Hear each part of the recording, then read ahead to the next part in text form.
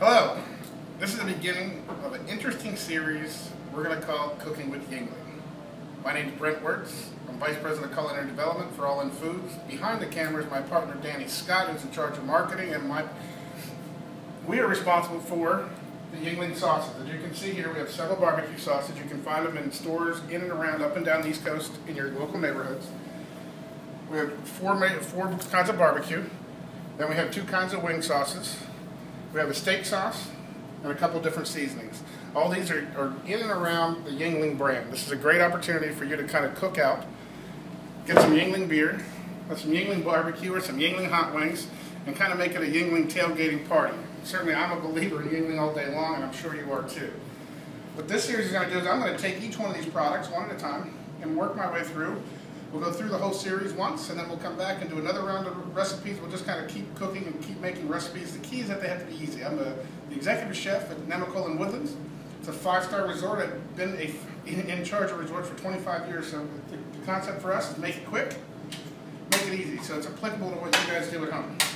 And cut. Today I'm going to start you off with one of my favorite recipes. This is called Pottsville pot roast. There's going to be two segments to this. We're going to look at them all together. We're going to first make a pot roast, show you how to work in some barbecue into a pot roast, show you how to work in some Yuengling lager into a pot roast. And then we'll go ahead and crock pot that pot roast. We'll cool it down, and then I'm going to show you how to make that into Pottsville pot roast barbecue. You heard it here. You're going to check it out. It is delicious. So here, you might want to come over. Here, we have just top round, this is just a top round steak. Then I want you to look at here, you can kind of see here there's a fat cap, but underneath that fat cap is called sinew. So we want to get rid of that. You just push down on it, come right across it. You can tell it's my first time, and away it goes. All we want to do is really sear this. A lot of people make pot roast, they put it all in the crock pot right in the morning.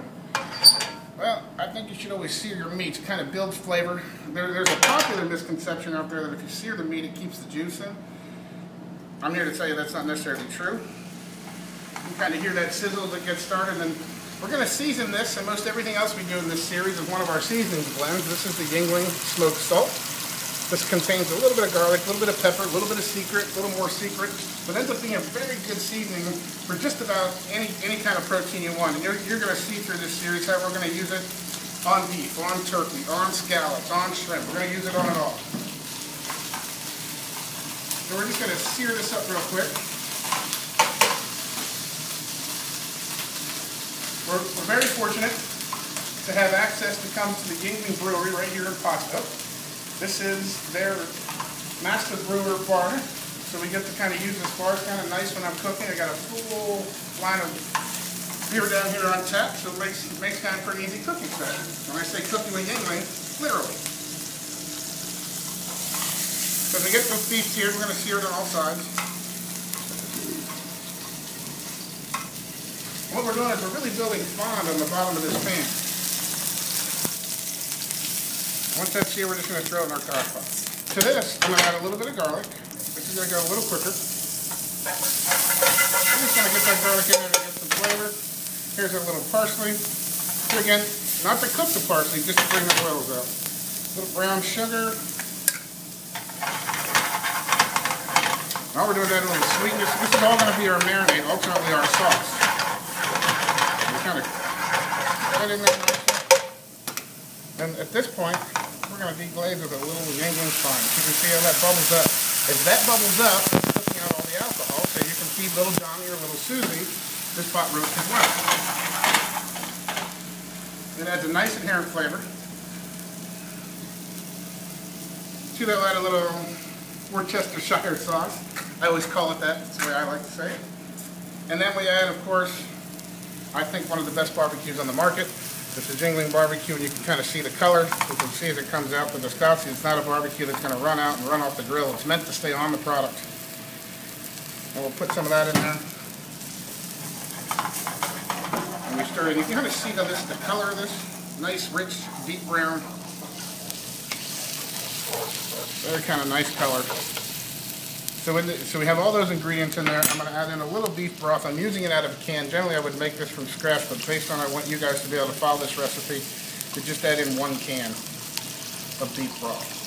So the concept of slow cooking is that we're going to take this, we're going to pour it over top of our piece of top round. You can see how it covers it up nicely.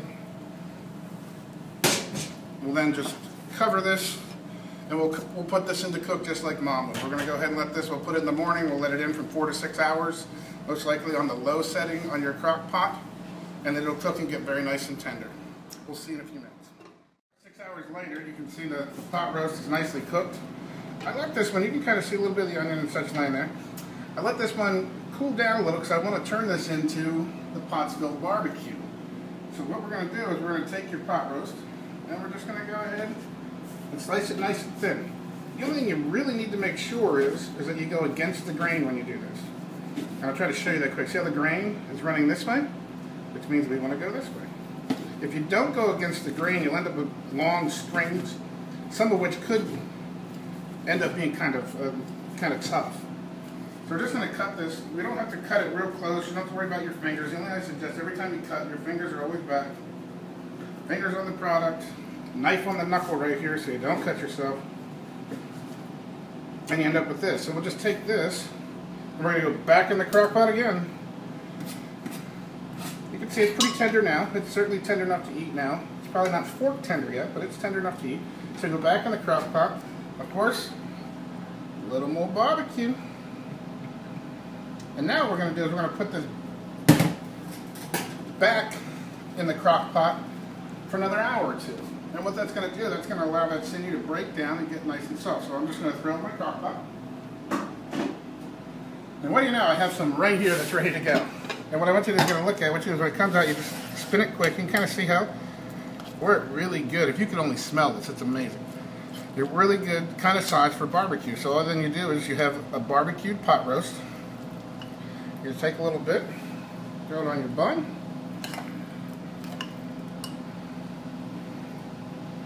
I'm trying to make this look fancier. This is one of the ones that ends up on your shirt after you eat it. And then just put your other buns on top.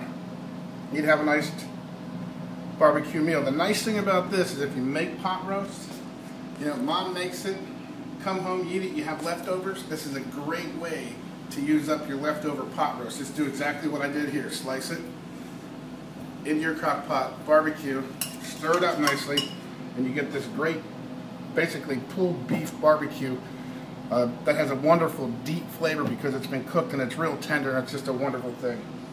But I thank you so much for showing up for our first of the series of Cooking with Yuengling. From myself and Danny Scott, we thank you very much. Say goodbye to you now from Pottsville, Pennsylvania, and the Brewers Bar. Take care.